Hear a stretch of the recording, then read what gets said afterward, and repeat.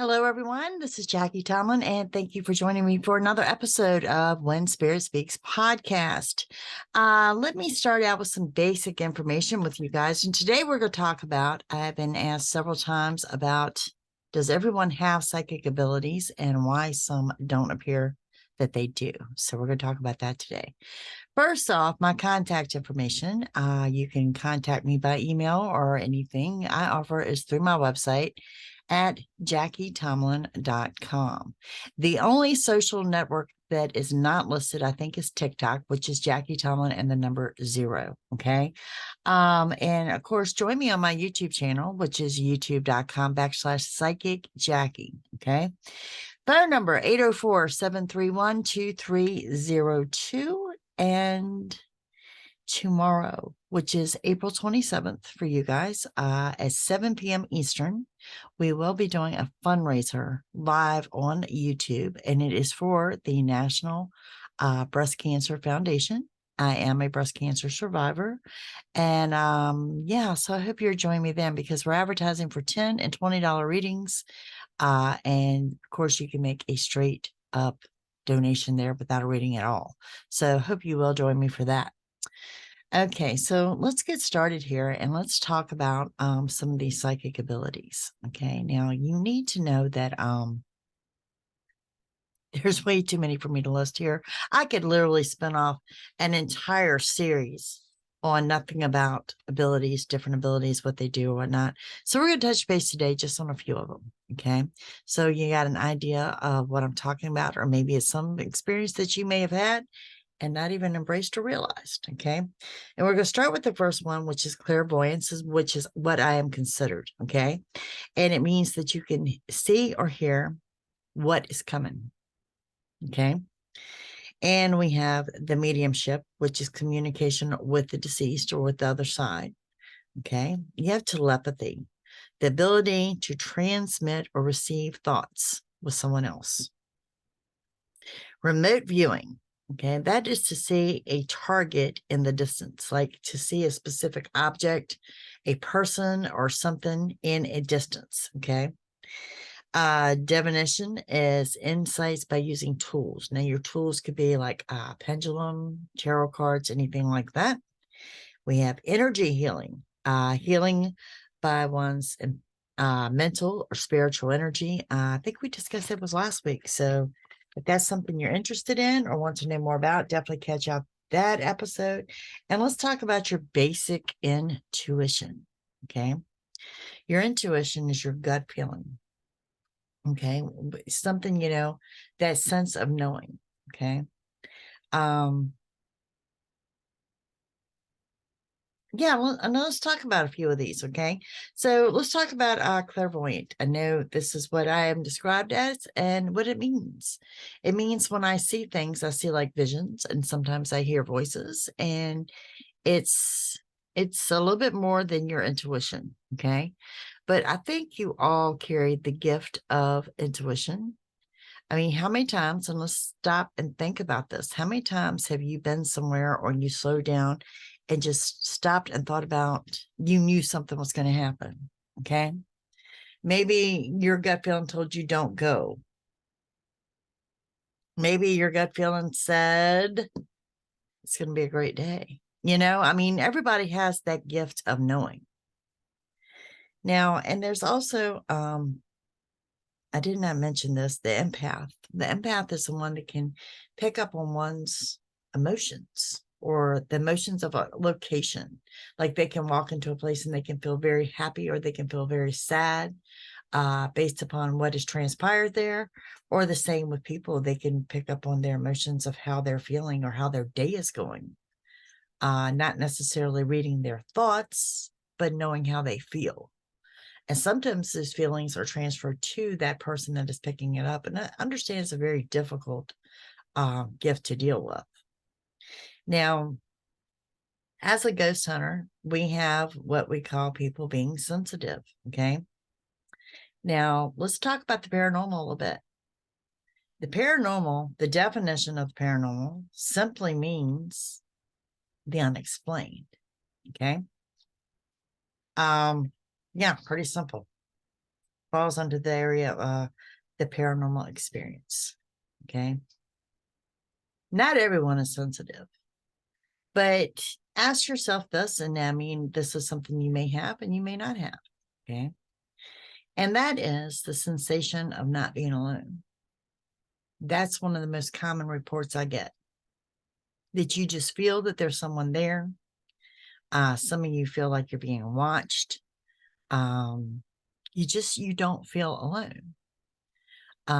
You can hear noises or footsteps or knocking, anything like that.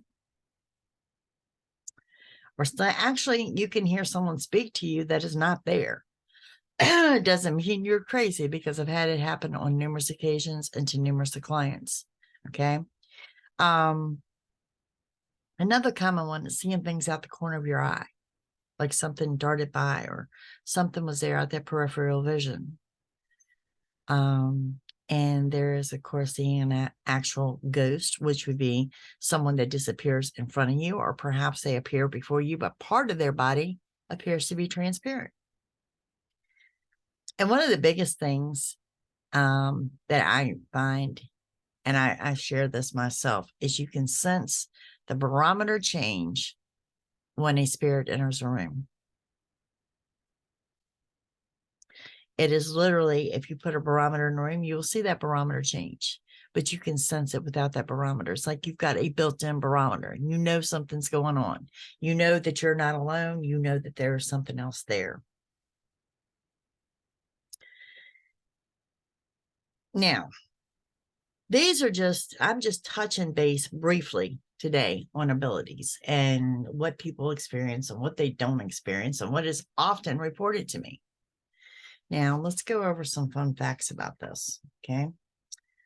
First of all, you'll be happy to know that a quarter of the population worldwide believes in abilities, okay? And I mean, I think it's a good thing, and I think it's a bad thing. This is a shady industry. I'm going to be the first one to tell you that.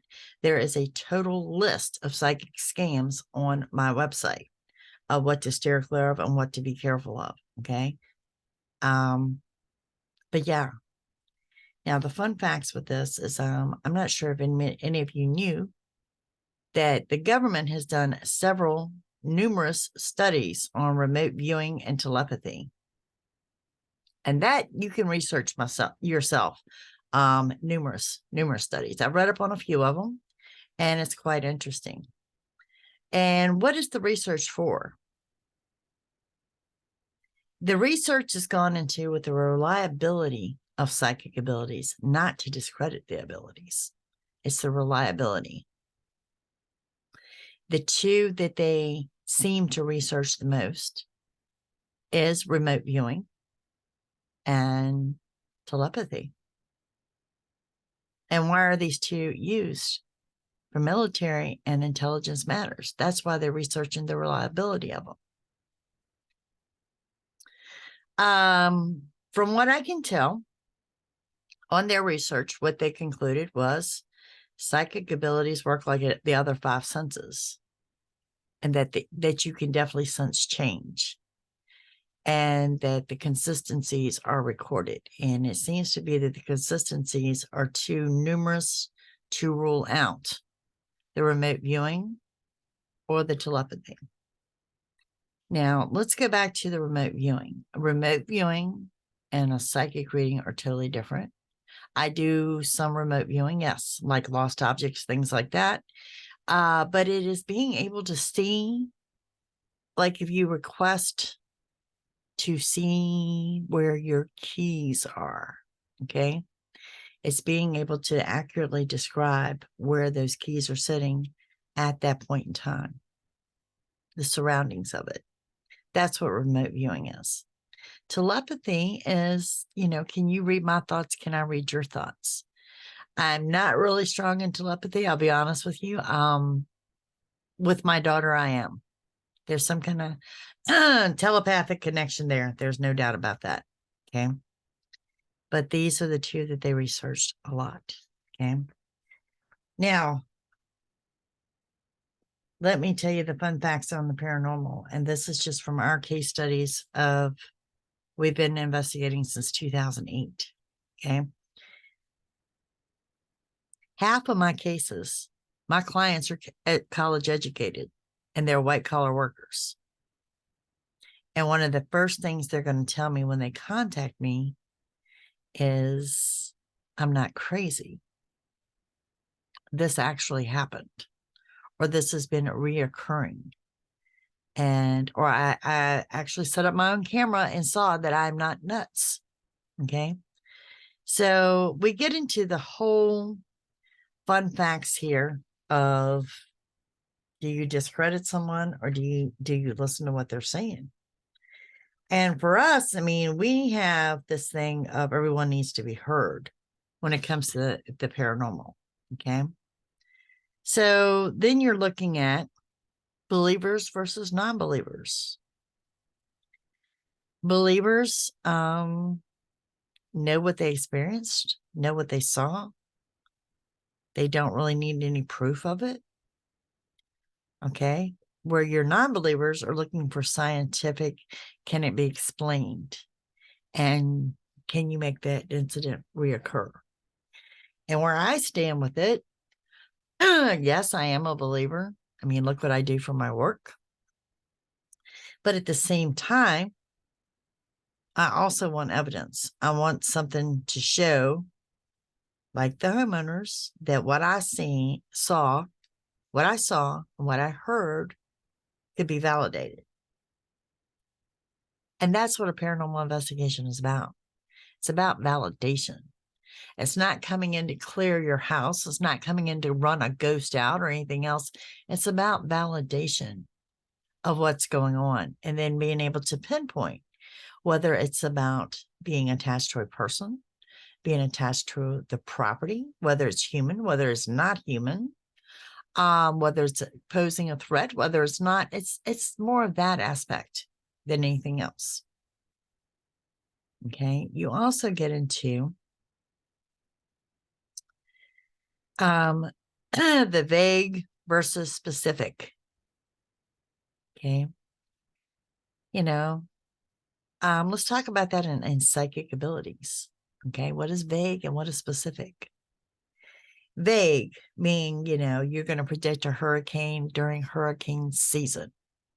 It's vague. It's going to happen. Is that necessarily a prediction? Not necessarily. But if they can tell you when, where, why, and when it's going to, particularly when, what town, and the destruction, that's going to be pretty specific. And I think a lot of people go by, you need to look at the details. Even my believers, you need to look at the details of their reading. Does that apply to everyone? Can it be applied to just you, or can it be applied to everyone? Now, in every one of my general readings that I do on YouTube, I will tell everyone to take with you what resonates and leave behind what does not, because it's a general reading. Okay, so if I'm doing a reading for Aries, it applies to Aries as a whole, not specifically you. They are not personal readings. Personal readings is when you contact me directly for a reading. And I might want to mention, I don't use any tarot cards on those readings. That's a complete clairvoyant reading unless you ask for something different. Validation versus repetition. Okay. What is valid? When you can verify that the predictions have occurred. And repetition, how many valid occurrences?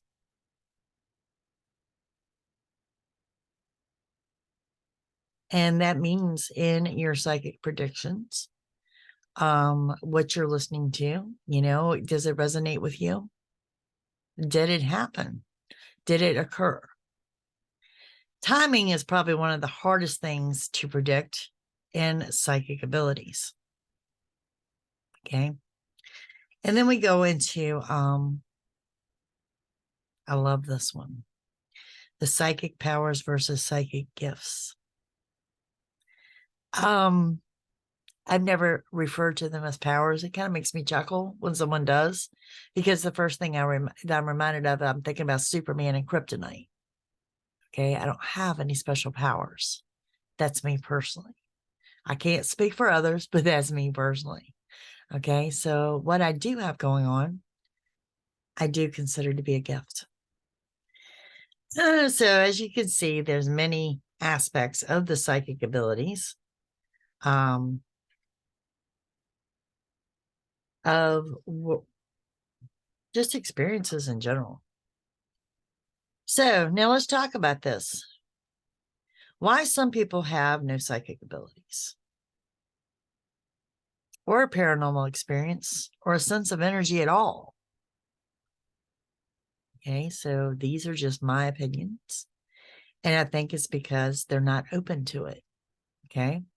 And some are what we consider non-believers. In other words, they feel that everything can be explained. And if they can't find an explanation for it, they will make an explanation for it. I'm not hating on non-believers, because I'm just as much about the scientific approach as anyone else is. I think it's fascinating. It's one reason why I got involved in the paranormal. A lot of the non-believers can be a little over analytical and analyzing absolutely everything, versus a believer that will just scrap it up to that's what it is and life moves on. Now, as the founder of a paranormal team, it was important to us to carry a group of people that are on both sides, and an even amount of both sides. So if I got 3 believers, then I'm going to have 3 non-believers. Okay. Because I mean, it makes for a great investigation, but really it makes for the evidence review to be extraordinary, of listening to the different viewpoints and things like that. And one of the things we do as investigators is knowing our equipment and knowing what the equipment is capable of. And the first thing we're going to do is we're going to be able to produce a false positive and know how we produce that. It's part of the science part of it. You would be surprised to learn how many people, when we go on an actual investigation, will deny having any experiences in the home. And I'm not picking on anyone, but it's particularly the men. And I believe that we're looking at 2 different scenarios here. Okay. One is generally the women and children tend to be in the home more than the man does. Okay. And 2, there is that whole thing about a man admitting that he might be on board with this. Generally, when I go into an investigation, they are very upfront with me and tell me that they're allowing this to get them, as in the wife and children, some answers, but he hasn't had an experience. Every single time that has happened, somewhere in the investigation and somewhere throughout the night, they will approach us and talk about their experiences. Well, there was that one instance I come out the shower and that door over there did open. Or there's one incident, I had to really question whether I saw a shadow cross the kitchen door. They will always come to me with this, always. So does it mean that they don't want to talk about it? It doesn't mean that they necessarily don't want to talk about it. I think it's a thing of, it's that whole, they don't want to admit they're crazy, because they're not, but that's the way it will make you feel. Okay. I have met people, very few, like maybe a couple in 100, if I had to put a number to it, that I could say are probably as psychic or as sensitive as a brick. But I think when I look at those instances and I look at those circumstances, it's more or less what you're looking at is people that have emotionally shut down, period. It's not just again about the paranormal. It's not about energy. And it's not about psychic abilities. It's ones that have just emotionally shut down. Now, let's go back to the original question here of, do people carry psychic abilities? Okay. Well, I want to talk about the gifts. Okay. I mean, this is When Spirit Speaks podcast. So let's talk about When Spirit Speaks. Okay. Let's talk about the gifts. Okay. There is the gift of wisdom. And there's that gift of knowledge, which is that knowing things that maybe you shouldn't know. Maybe it's knowing the intuition, where I'm talking about that gut feeling. It's the gift of knowing. Okay. There's the gift of faith, of believing in spirit. There's the gift of healing, hands on, hands off, energy, otherwise. There is the gift of healing. There is also the gift of miraculous powers. I do not carry that gift. Okay. And I have many that believe I do, and I do not. There's the gift of prophecy.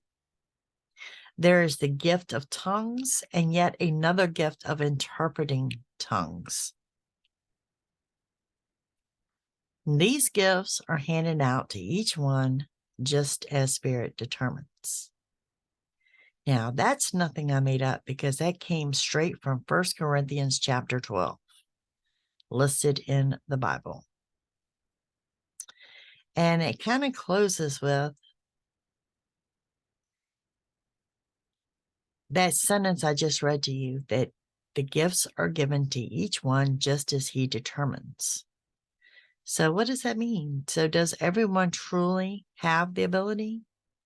Is everyone given a gift? No, I don't think they are. I don't think everyone is given a gift, because later on, you will find that they will tell you over and over to pray for those gifts. Pray for them and ask for them. And that's part of the psychic development course that I do offer. I can give you insights on ways to help you develop your gifts. I can give you things that can assist you and help you get through things. If you're working with gifts, how to make things a little bit easier. But bottom line is, you have to pray for it. And, like anything else, you're not going to be given more than you can handle. And some of them can be rather frightening. I'm not going to lie. I mean, when you take someone that has had an ability and all of a sudden they're getting the visions and they see things play out, and a couple of days later, that vision played out, it can be a little disturbing. And I totally get that. So back to what we were talking about. Okay. Why do some people not have abilities? I truly think they're not open to it. I think they're emotionally shut off. And I would also be curious to see where they stand spiritually in regards to their faith. Because if you do have your faith and your faith is intact, it absolutely asks you to pray for those gifts. Okay, guys, that's what I have for y'all today. Y'all, please join me tomorrow night. $10, $20 readings. They don't happen that often. And I'm going to start at 7 p.m. Eastern. I'm planning to run on up till at least 8:30 p.m. We will go longer if need be.